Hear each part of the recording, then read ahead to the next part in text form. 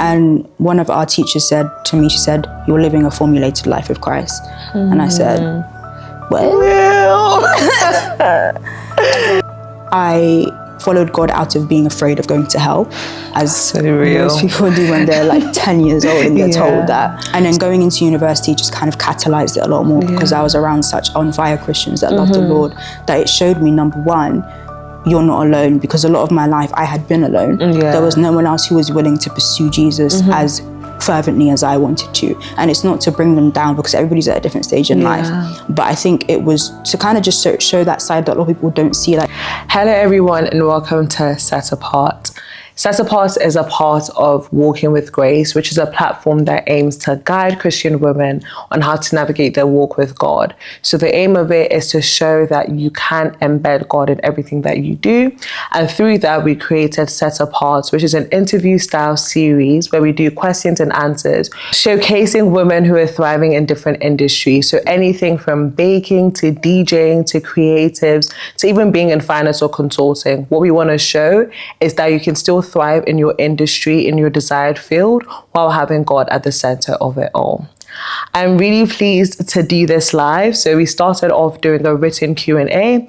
However, us being here is truly a testimony to God. And so I'm excited to welcome our first guest, Angela. Hi. Hey, how are you? I'm good. I just want to say I love that intro. Like, thank you. It's my first time hearing the full vision of Set Apart. So like, that's so cool. Like, thank the fact you. that you're so inclusive of everybody. Yeah.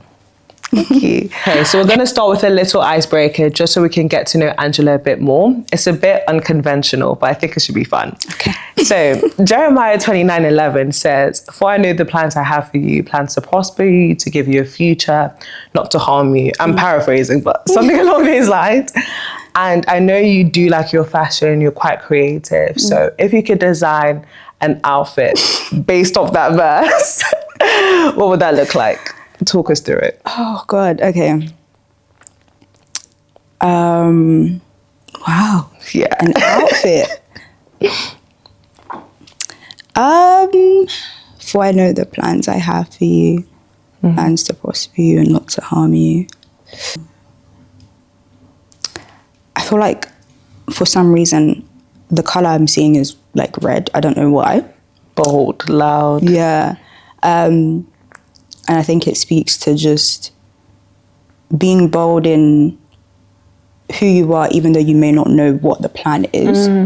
So maybe like a red top or like a red dress. I actually have 2 red dresses. I was thinking of even like styling it in a way where it's like a long top, maybe like asymmetric vibes, and then like either like a silky maxi skirt or pleated trousers, and I love kitten heels. Yeah. Nice. Yeah. Anything specific with the hair? Accessories?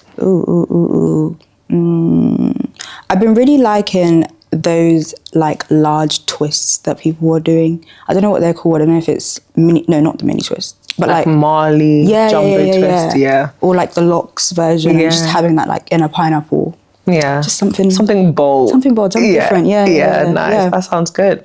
Okay, so we're going to delve straight into it. So could you tell us a bit more about like who you are, what you do, what you believe your ministry is, what the calling God has placed on your heart is as well? Who am I? My name is Angela. I'm 23. I just believe that my name means messenger. And I think that is the overall sense of who I am. And whether it's I give the message online through creative content, or it's I give the message in person to a friend on a Sunday, or I give a message to a group of people in person, like whatever it is, it's to spread the message, whether it looks conventional as to like tell you Jesus died for you, or like to just tell you about your outfit looking nice, and then we can start talking. Like, I think there's something beautiful just about speaking, and it's something that I hid away from for a long time. But I realized that my voice is a very big part of my ministry. So I'm just trying to do it more. I guess more practically, I create content. I try to say that the word I would use is like storytelling. That's what I do. in essence, visually being able to just show somebody something that different people can kind of analyze and I guess create their own version. It's kind of like when you watch a movie, you may like not all come to the same conclusion of like the thing that you've just watched, but that's what kind of sparks the conversation and brings people together. What was the last part of the question?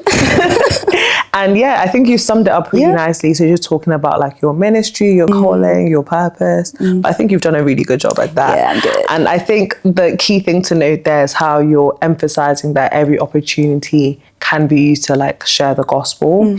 I think growing up, we used to think if you're not like standing on the street, speaking into a mic, you're not sharing the gospel. But like you said, we can do it in very unconventional ways. So it's looking at how to make every opportunity one to share the gospel. Cool. So yeah, that's good. So could you take us back to like your journey with Christ? What pivotal moment changed everything for you? So you can talk us a bit through what your life looked like before knowing him and then how it looks like now. I would say that honestly, by the honest grace of God, I've had quite a smooth journey with the Lord. I grew up in a Christian home and went to church every Sunday.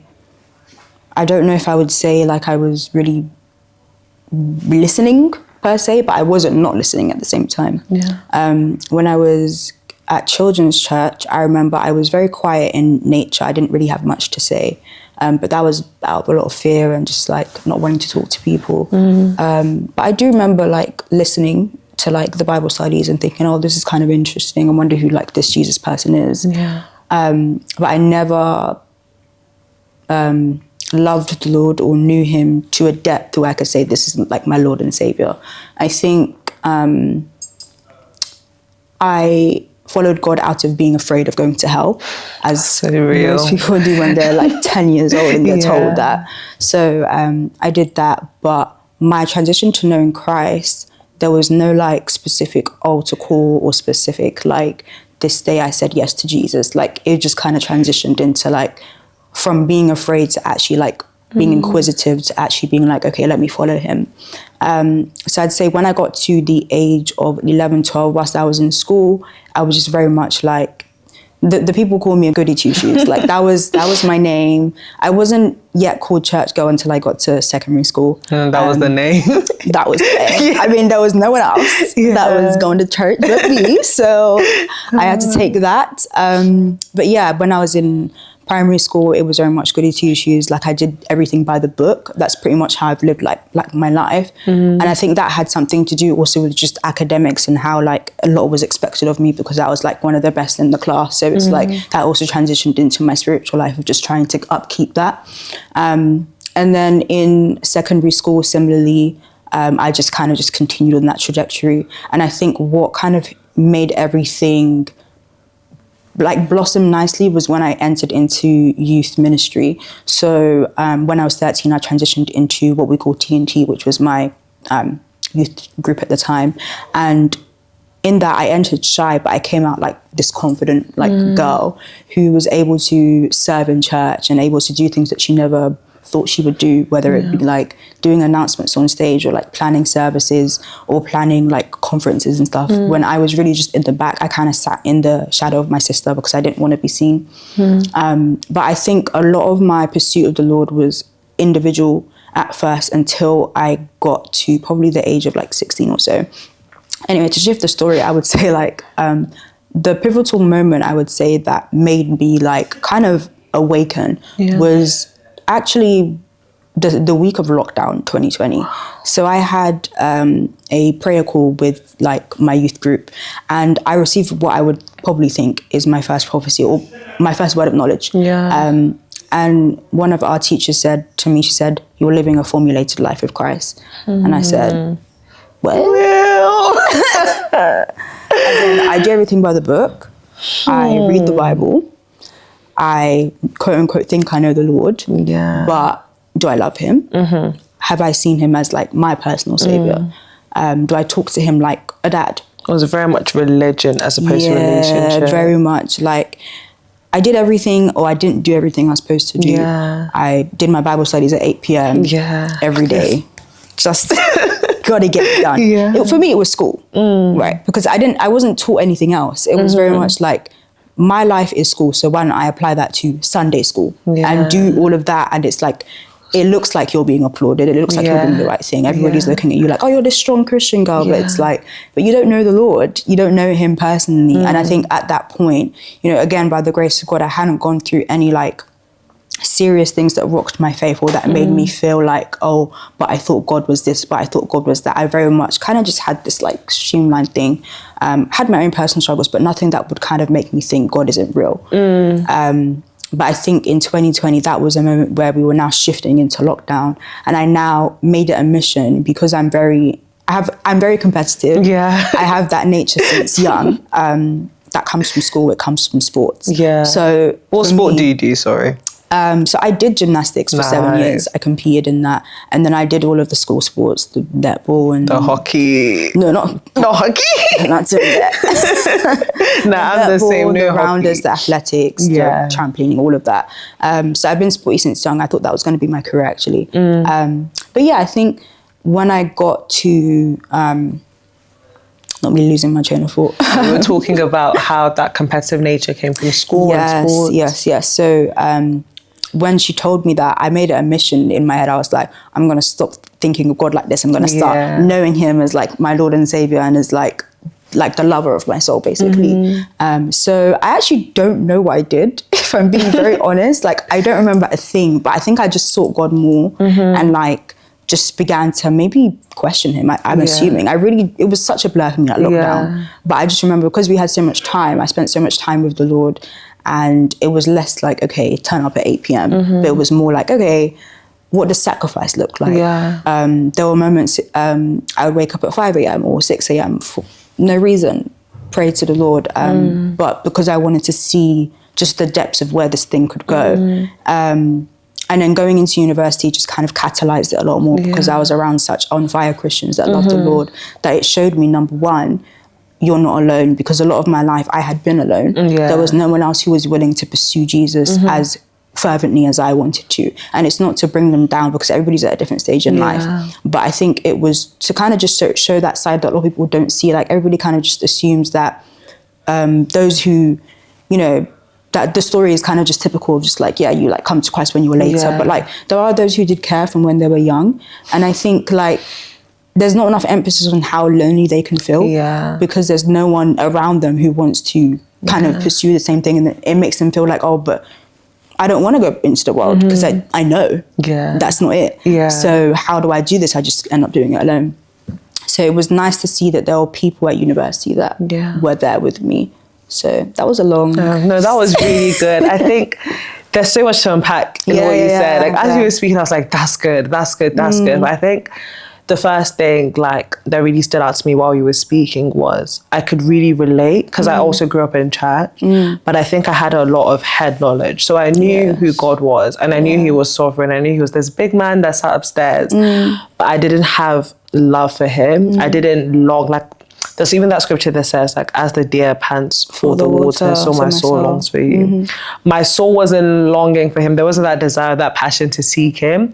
I just kind of, like you, went to church and I did what was good because I was afraid of the consequences of doing bad.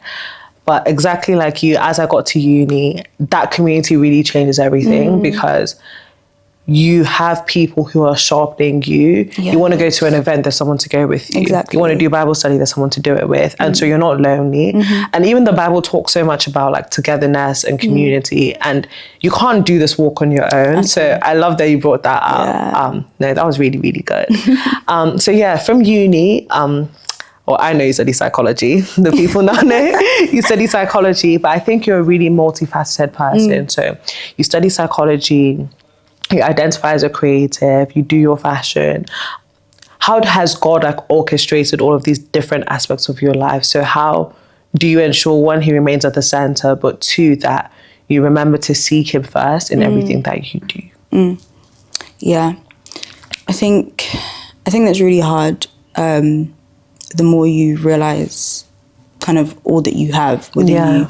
I think when I was in universities when that began to like kind of come out into fruition. I think before then I wasn't really aware of what I could do. I was just very much good at school because I thought that's all that there was to life. Yeah. But when you come into uni in this space of just kind of being free and like figuring things out, people begin to see things in you that you didn't see in yourself.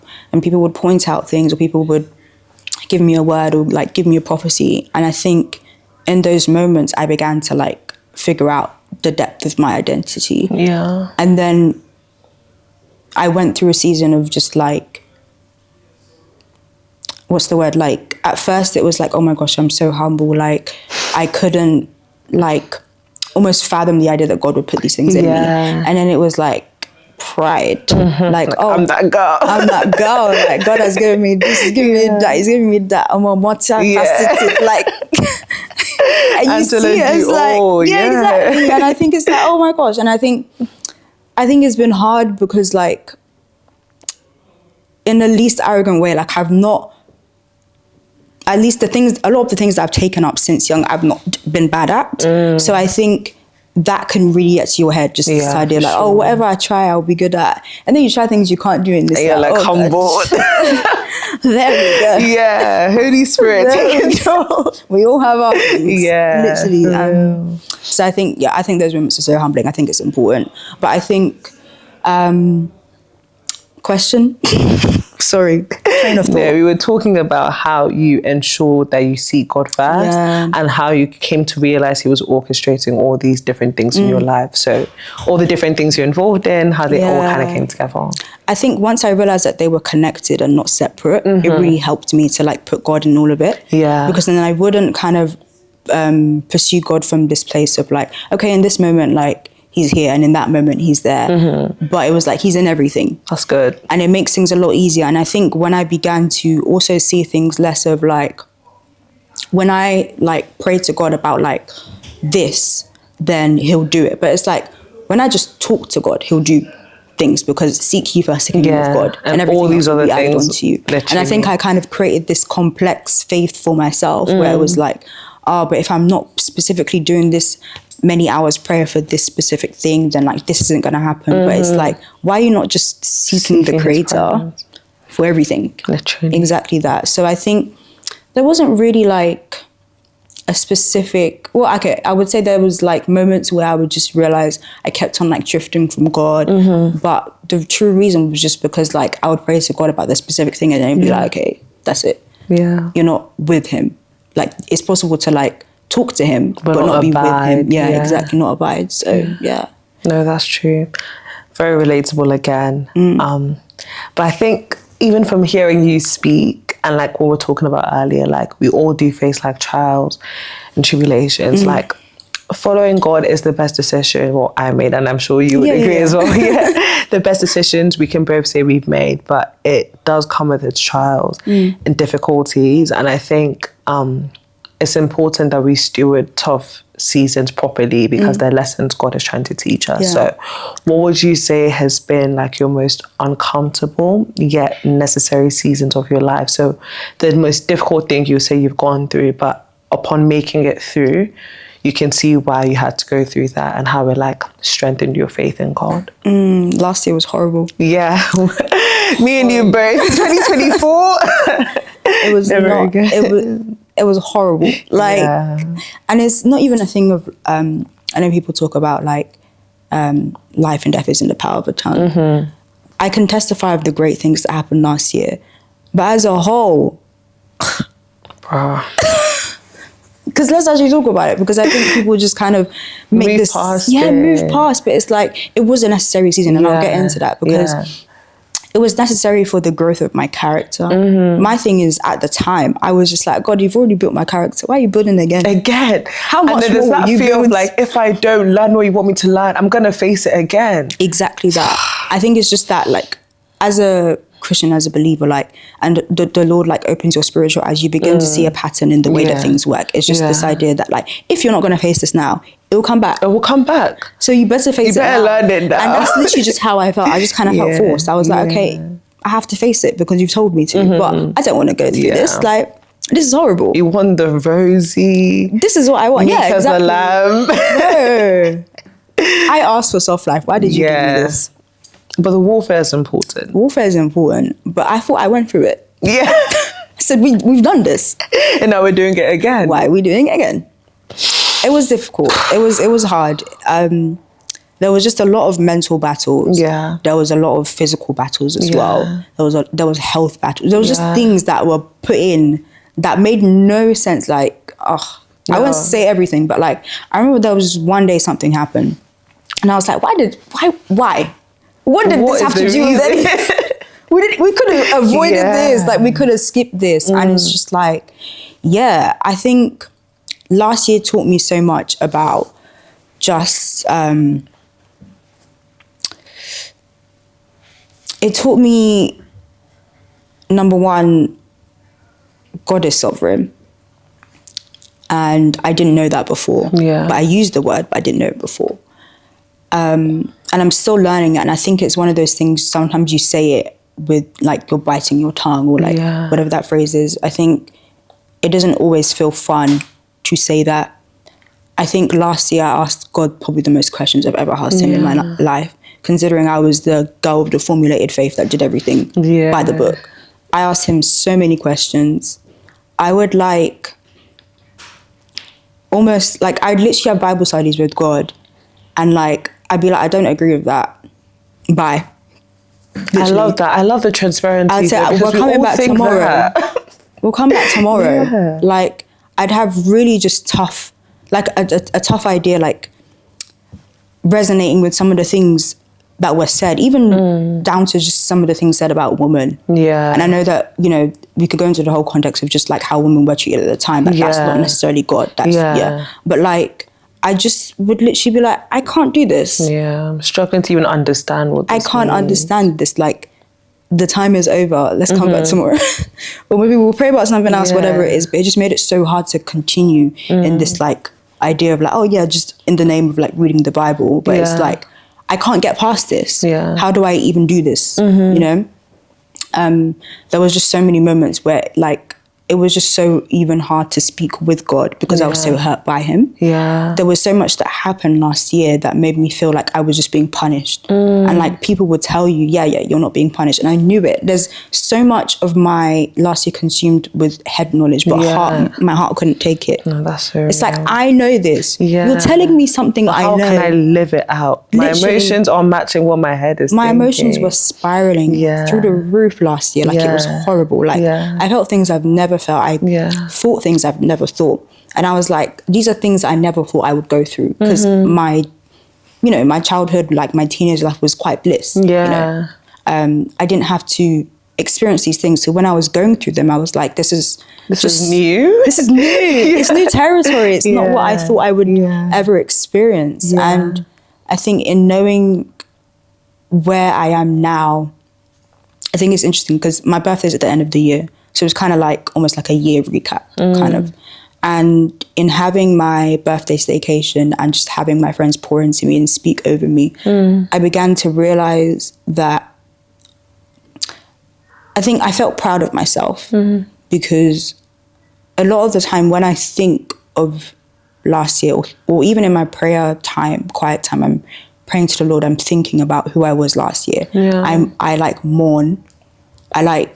I have to stop myself from crying because I see a girl who didn't know what she was getting into. I see a girl who was upset. And that's not even to kind of like focus on self because I understand the necessity of the season and like, I'm not trying to even make it seem like, oh, but like, like I was so sad, like pity me. But it's like, that girl was so naive. She didn't know. She didn't know. She had so much that was going on. Like, I mourn her because there were so many moments she wanted to give up. So I literally look at her and I think, my gosh. Yeah. But then I also see a different woman on the other side of it who doesn't understand the full necessity of why she went through it, but can testify that there is reason for this and that it, number one, has immediate effect in making me a better person and amplifying my character to look more like Christ.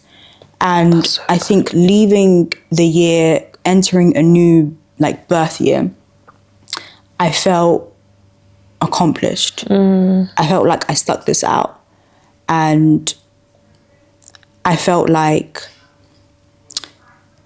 I felt stronger with the Lord. Yeah. Even though I still have to address hurts with him. But I felt he was there. Yeah. Yeah, there's so much. Honestly, there's so much that I could talk about. But I'd say, yeah. Yeah. I really appreciate your transparency because I think in the difficult seasons, a lot of people can acknowledge that there were difficult seasons, but they're not raw and vulnerable enough to talk about the thoughts or the emotions they were feeling during those difficult seasons. So I really appreciate you for like opening up and speaking about that. And I think what you did say towards the end is the most important thing to remember, that coming out of whatever it may be that you're going through, you will be a different person. And, you know, the Bible even talks about how we should consider a good thing when our faith is tested, because it strengthens our faith. Like now, when you say God is sovereign, you're saying it with more conviction and like more belief in the fact that he is sovereign because you've seen him move in a sovereign way. So I think that was solid, really, really good. So I think following on quite nicely from that, we want to talk more about like peace. You know, God has promised us peace that surpasses human understanding, but when we're going through difficult times, and it could be anything to do with like family relationships, career choices, friendships, university, it's easy to like have doubt and anxiety, but we know we have his perfect peace. So how do you tap into that peace? What does that kind of look like for you?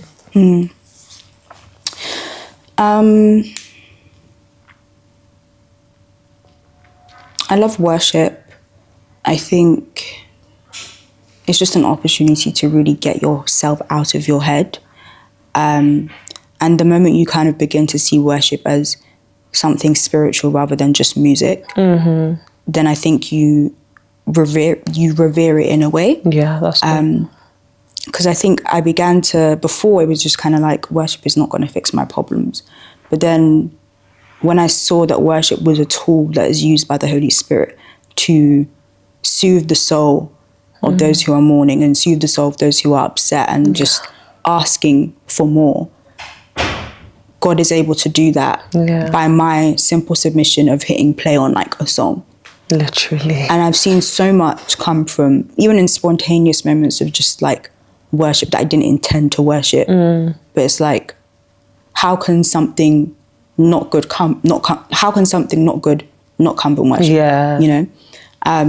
So that is really helpful. I would also say when I'm in my head speaking to someone, it doesn't even have to be about what it is, but it just get yourself out of your head. Yeah. Call somebody, speak to somebody. Yeah. Also getting up. Context is just so vital. Like the idea of just sitting in your bed and wallowing. Yeah. Like sometimes you just need to get up and you just suddenly click. Everything is like, or like something my friend once said is just this idea of like actually going out and seeing the world that the Lord has actually created. Something about it. Because our bodies are drawn to like nature and the things that are around us. Like, so when you go out and you see things, and when people are talking about fresh air, it really is fresh air. So I think that is important. And just like, sometimes you have to convince yourself to also like move on and come back to something later. Yeah. Like understanding your strengths, that, you know, in this moment, I just don't think I can tackle this. This isn't an avoidant mentality. Yeah. This is a discipline, because you're telling yourself. It shows wisdom as well. Like, exactly. You know yourself. Yeah. And it's like, you're telling yourself, I will come back to this later. That is a discipline. Yeah. But right now, I'm not doing this right now. Yeah. You know? Yeah. As we wrap up our conversation, what would be one piece of advice you would give to younger Christian women who are trying to navigate their work with God? Basically, how would you tell them that they can walk with grace? I would say the words that come to mind is that wherever it is that you're in, learn how to be both attached and detached. Meaning, that's good, guys. You don't want to detach yourself from the industry and the creativity and whatever it is that you're learning, because you have to understand and master the skill, whatever it is. But you don't want to be so attached that you consume, that you compare, that you take yourself out of the haven of God, I guess. Like being under the idea that this life is still spiritual. There's still eternal glory to wait for. There's still just more than what is here. And I think as long as we continue to allow ourselves to not see everything as like, this is it. Yeah. Keeping our eyes fixed on Jesus, like as it says in the word, and setting our minds on things above. Yeah. Then I think that will make things easier. Yeah, perfect. That is such a good answer. Thank you so much. Honestly, thank you for sharing words of wisdom, for being transparent, for being raw. I believe that there is so much to learn from what you've said, and I've really enjoyed this conversation. Thank you. I enjoyed it as well. Thank you.